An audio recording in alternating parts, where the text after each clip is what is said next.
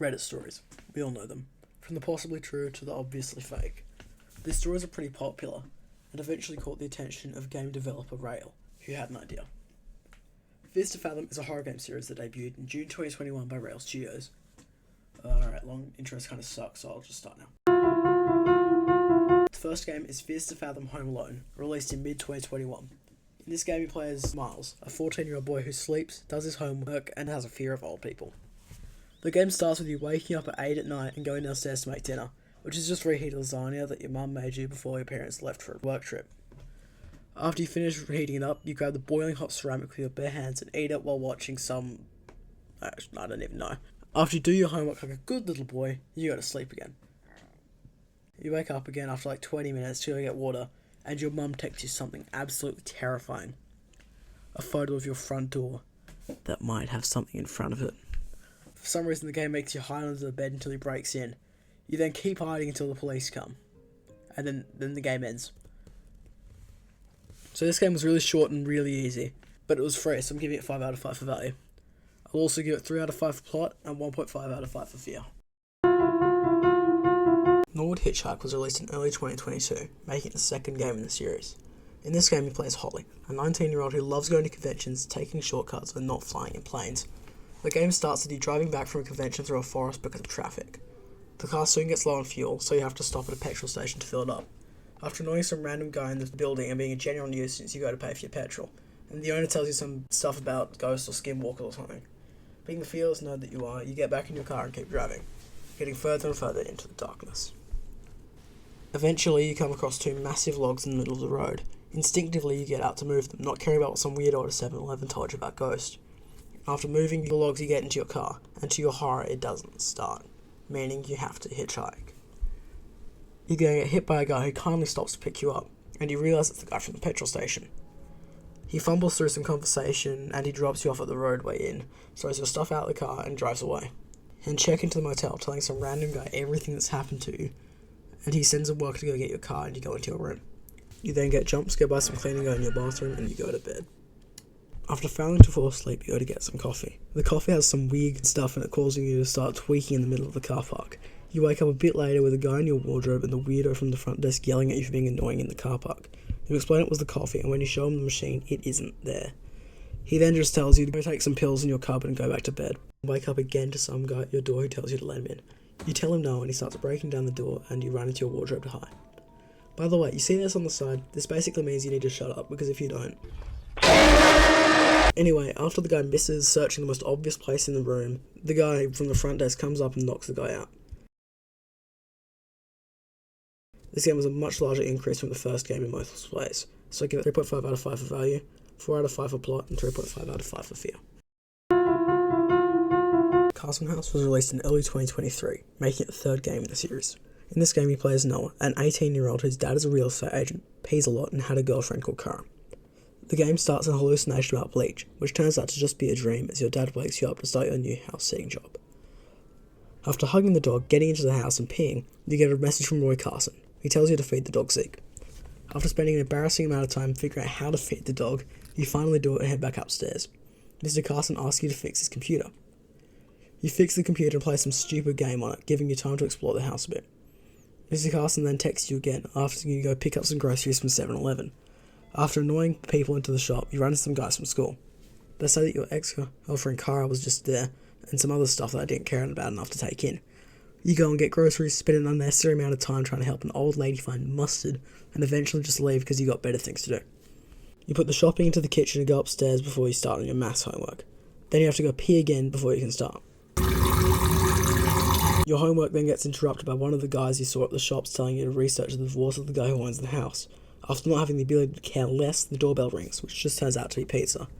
You take it and tell the guy to go away before sitting on a couch to eat and watch some weird show before you get interrupted by the door again. You open it and see it's just some flowers. After throwing them on the ground and going upstairs, you go back to doing your homework, when suddenly the power goes out. You go onto the computer to check the cameras before going outside to go turn the power back on. You turn it back on, head back inside, still getting weird messages from a random number. While checking on the house after turning on the power, you notice the door is open slightly. Looking inside the room reveals that the room is trashed, meaning that someone is in the house. Ignoring that, you head back upstairs to finish your homework. While upstairs, you hear some weird noises downstairs and start freaking out. You then get a heart attack from hearing the supersonic oven turn on, and you go to turn it off. And being an absolute idiot, you didn't check the cameras, meaning that when I go to turn off the oven, I get jump scared and murdered. After starting again and going around the other way to turn off the oven, you decide to confront Turner, who you assume is pranking you. Andy then tells you that Turner isn't doing this. Anyway, you check the cameras, and to your horror, you see a person coming up the stairs with a knife. After sitting on the cameras for a little, you hear her start speaking to you through the door, and it's now revealed that she is your ex-girlfriend, Cara. She gets a little mad with you, and you run across the hallway and watch as she enters the room you were just in. And once she's out of sight, you sprint down the hallway and down the stairs, ending the game. The game then tells you about Cara and how she became a junkie and how she then got arrested after breaking in. So honestly, I feel like people underrate this game. It is better than Norwood for the same price, and honestly might be the scariest game for me. I give it 4 out of 5 for value, 3.5 out of 5 for plot, and 4 out of 5 for fear. Ironbark Lookout was released in late 2023, making it the 4th game in the series. In this game you play as Jack, a 24-year-old fire lookout who has a sister, hands of steel, and an RV. The game starts with you texting while driving with your sister Kayla when she tells you to eat at a diner in Roseburg. Because you're near this diner, you go in to eat before going to your new job in Ironbark State Park. You pull into the car park and watch a guy eat really loudly outside the diner. While talking to people inside the diner, you get told some stuff about kids going missing in the park that you're working at. Ignoring it, you pee and then walk over to the end table to order your food. Once you get your food, you eat it. You pay the check, and tip, leaving right after. Getting back on the road, you arrive at the entrance to the park a bit later. Going into the main office, you get jump scared by the ranger, Billy. Billy checks your name in the system, hands you keys and light, tells you not to go north, and sends you on your way. After a 3-hour hike, you arrive at your towers to do your first report and introduce yourself to Connor, the lookout at Tower 12. Ignoring that you're supposed to do that, you mess around the tower for a while before actually doing what you're supposed to. Connor tells you to light a fire, so you pour gas all over the floor and set it on fire. You then torch the forest and go to sleep. You wake up in the middle of the night to go pee off the edge of your tower. The next day starts with you looking at the sunset over a river. Connor gets a little mad with you and you go put out a fire in the woods, north of where you're supposed to be. At the campsite you hear some weird whistling, and when you go into the woods to see what's causing it, you see the goat man hiding from you. Ignore it, you put out the fire and head back to your tower to tell Connor. Back at the tower, Connor tells you that the scream that you heard, oh yeah, that was a scream, was probably a fox and makes you a threat towards the campers. You do your report and make dinner, a casserole that your sister sent you the recipe for. You grab the boiling hot ceramic with your bare hands and take it out of the oven. You then sit down in your bed and eat a half of it, all in 4 handfuls and 4 bites before putting it back in the fridge. After lighting a fire, covering the tower with gas and wetting the bed, you go to sleep. You wake up at 2 AM to that whistling you heard in the woods. This time, right outside your window. Opening the door, you see a skull and some other weird stuff. You tell Connor, who doesn't care and tells you to just go back to sleep, and you do. The next night starts with you looking around in the woods surrounding your tower, until you see a flare in the sky. You go to your radio to help the lost hiker. While helping the hiker, he says he hears the same whistles you heard in those woods. And when he starts to freak out, a knock on the door interrupts you, probably killing the hiker. You go to the door, seeing Billy on the other side. He gives you some more supplies and leaves, letting you make and eat the casserole again, doing your report and going down to get some firewood. While leaving the shed, you get jump scared by a guy named Silas, who says he works at the cell tower next to the lookout tower. He also says some weird stuff about purity or something. You then head back up to the tower to tell Connor, who says that the tower has been broken for a while, and that he doesn't actually work here. Ignoring that, you go to bed. 2 nights later, in the middle of a storm, Connor tells you that the computer has a new update to install. After taking embarrassingly long to figure out how to update, the power goes out. You go on to turn the generator back on, use the porta potty next to the generator, and you go back up to your tower. A week later, you get woken up by Connor, who tells you to check in on a fire going on in your area. You go outside and look through your binoculars, seeing that what you saw in the woods a week ago wasn't the goat man. It was a cultist. You decide that you should take a photo, and being the absolute fool that you are, leave your flash on, letting them know that you saw them. You sprint inside to hide under your bed as cultists break into your tower and start looking for you. After a man with really ugly looking shoes looks around for a little, ignoring the most obvious spot in the whole room, goes outside, and you, being an absolute idiot, run too early, letting him catch up and kill you in the porta potty, probably burning your body a little bit later. Doing it again, you wait until he finishes the lap of the tower, then running down the stairs, narrowly escaping him by hiding in the porta potty.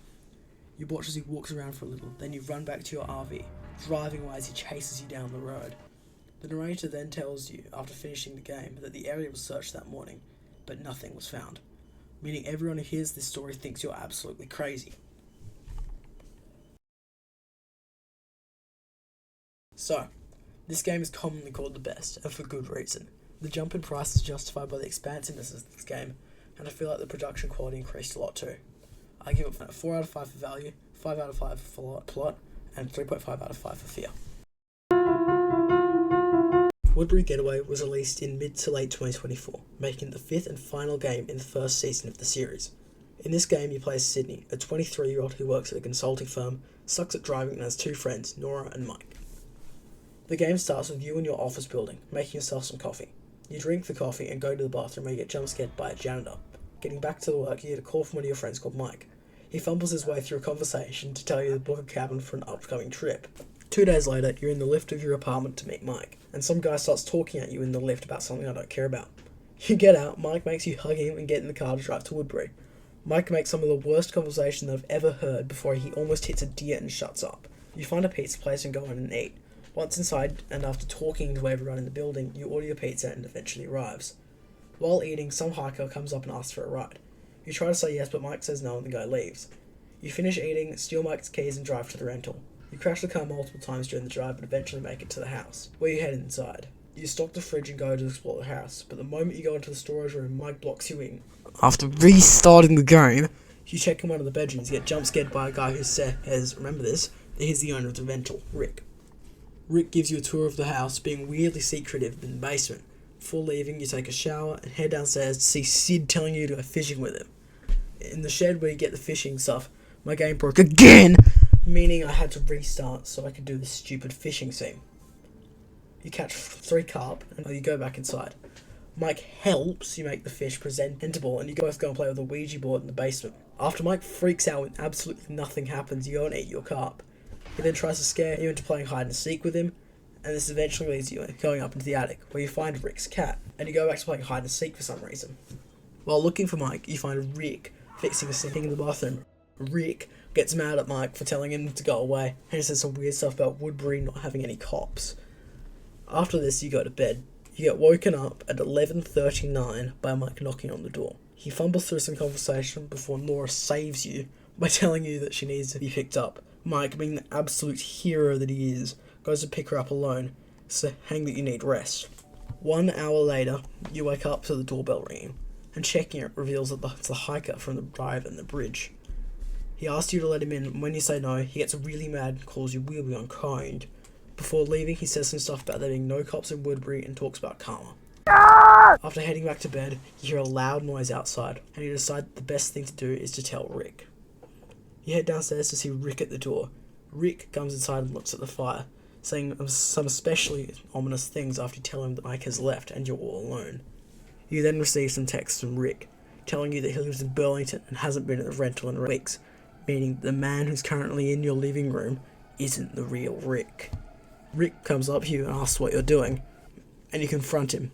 Past me realised that this is a crucial part of the game, but it would only be triggered if you go into the next dialogue, so I went and got some water. After actually triggering the scene, you run down to the basement as he locks the front door, hiding in the cupboard under the stairs where you hid in hide and seek. The guy ignores the best hiding spot in the whole room as he checks the rest of the basement. You, being an absolute moron, leave too early, let him come kill you at the top of the stairs. After restarting, you get to the top of the stairs this time, but your idiot friend calls you, bringing Rick's attention to you. You run upstairs and hide in your bedroom wardrobe, and your Mike, being stupid, makes 0 noise, but Rick still runs at you and kills you in the wardrobe. After restarting, the guy leaves the room, letting you put the stool in the wardrobe and climbing up into the attic. You, being an absolute simpleton, leave the attic too early, letting Rick kill you. After restarting again, you wait in the attic until the doorbell starts ringing, indicating that Mike and Nora are back. You head downstairs to see Mike kicking down the door, ending the game. The narrator tells us that the police arrived and found that the guy was living in the house when it was unoccupied and was likely planning to rob you. So this game was good, better than Norwood, but not as good as Ironbark. Probably on par with Castle House. It was expensive, probably due to the expansiveness of the game, but it didn't really live up to this price. So I give it 3 out of 5 for value, 3.5 out of 5 for plot, and 4 out of 5 for fear. Alright, I don't have much else to say, so thanks for watching.